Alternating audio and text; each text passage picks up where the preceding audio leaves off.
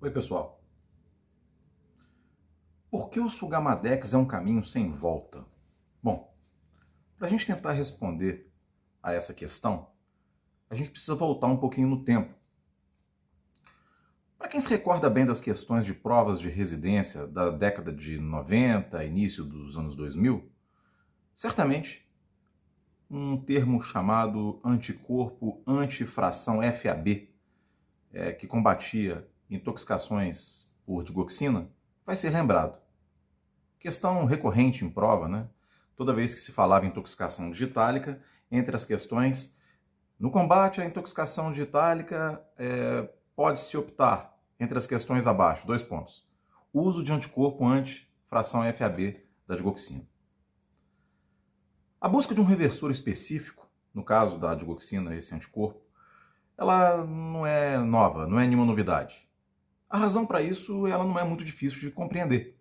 Porque toda vez que a gente tenta reverter a ação de um medicamento, buscando a potencialização fisiológica de algo no organismo que antagoniza os efeitos deste fármaco que você quer cessar o efeito, você corre o risco dos efeitos colaterais deste novo agente que está sendo posto para o término de ação daquele que você quer que não haja mais.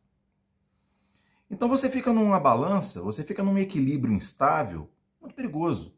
Né? Toda vez que você quer antagonizar um medicamento, lançando mão de um outro medicamento que exerce efeitos contrários a ele, o resultado, não raro, ele é errático. Né? Nós temos alguns exemplos disso daí, na literatura médica. Não é?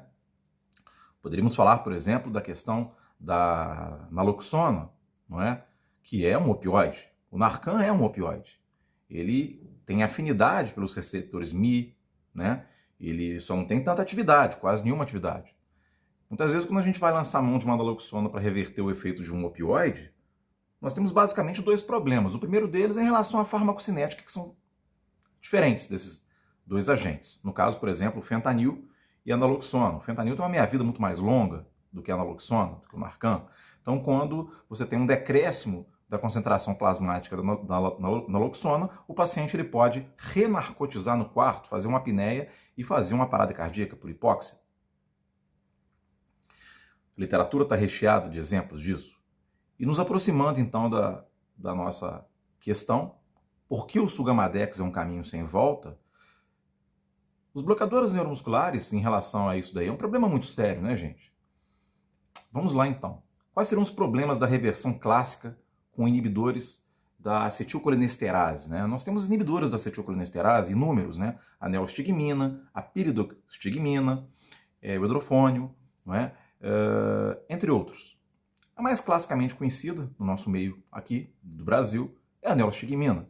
A neostigmina, ao contrário dos pesticidas organofosforados, ela causa, entre aspas, uma intoxicaçãozinha colinérgica transitória, porque ela se conecta ali em sítios catiônico e esterásico da acetilcolinesterase, fazendo da acetilcolinesterase, que é a enzima que degrada a acetilcolina, deixando essa enzima sem função durante um determinado tempo, né? Geralmente a partir do 9º minuto de injeção da neostigmina, você tem uma função baixa da acetilcolinesterase. Com isso, você vai ter um aumento da acetilcolina na placa motora, que vai vencer a luta, né, contra o curare residual que ali está bloqueando os receptores nicotínicos, e o paciente vai recobrar o tônus muscular. Infelizmente, a mesma acetilcolina que vence a luta contra o curare na placa motora vai agir em outros pontos do nosso corpo, fora ali do músculo estriado esquelético.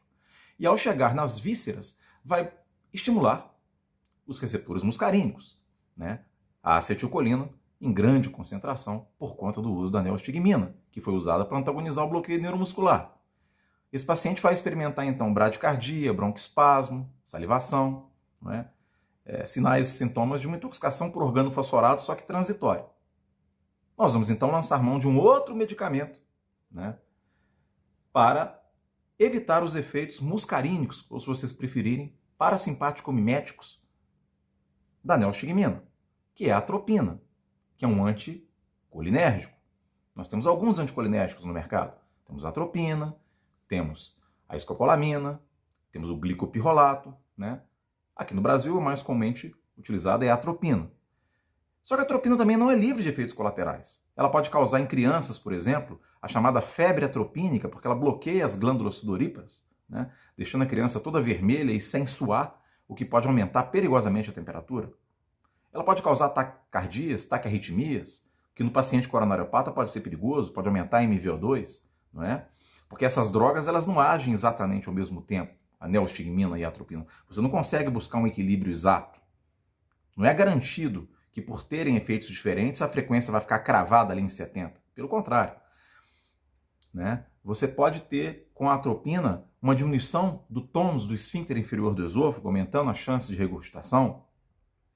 Você pode ter midríase, que em pacientes que têm problemas de pressão intraocular aumentada, né, isso pode complicar. E pelo fato dela ultrapassar a barreira hematoencefálica e antagonizar o efeito colinérgico central, a atropina pode provocar em pacientes de mais idade desorientação e delírio, principalmente nos pacientes que já têm Alzheimer em fases iniciais.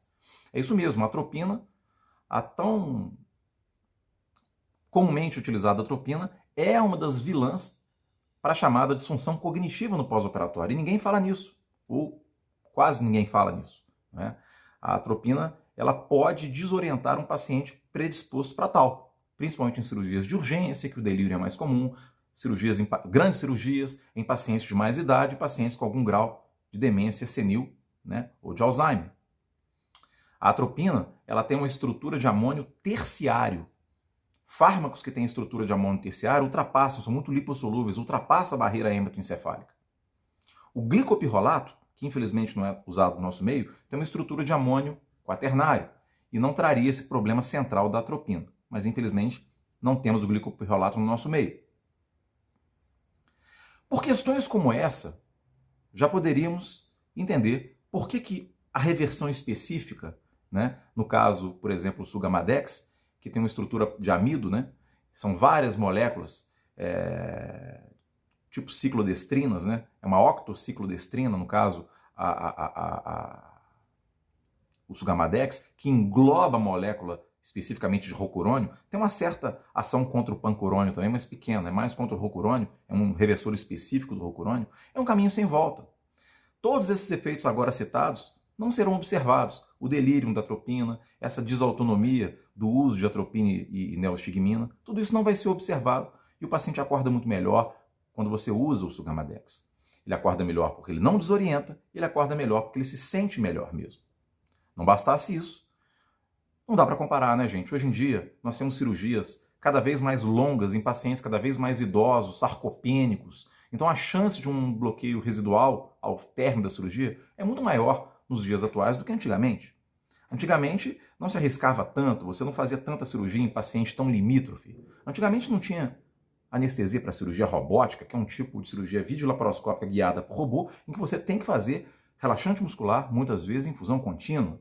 Não é? Então, muitas vezes, ainda que você lance mão da monitorização do TOF, você tem dificuldade de fazer reversão clássica com neostigmina.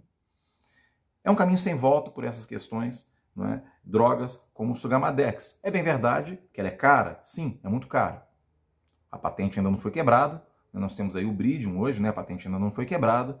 Só que, ainda assim, enquanto a gente aguarda a quebra da patente, nós devemos lembrar algo chamado custo final. Nem sempre uma anestesia inicialmente mais cara significa que você está jogando dinheiro na lata do lixo. Quem garante que esse paciente mal revertido por uma neostigmina não vai fazer pequenas broncoaspirações e vai evoluir para uma pneumonia, vai ganhar aí 2, 3 dias de UTI? Olha o preço da diária de uma UTI. Quem garante que esse paciente que fez um quadro de delírio por conta da atropina não vai ter que tomar antipsicóticos, vai evoluir, talvez, para uma síndrome neuroléptica maligna, ganhar alguns dias de UTI? Quem garante que um paciente que você reverteu não vai infartar, vai ganhar um stent, né, por conta do ataque à arritmia provocado pela atropina?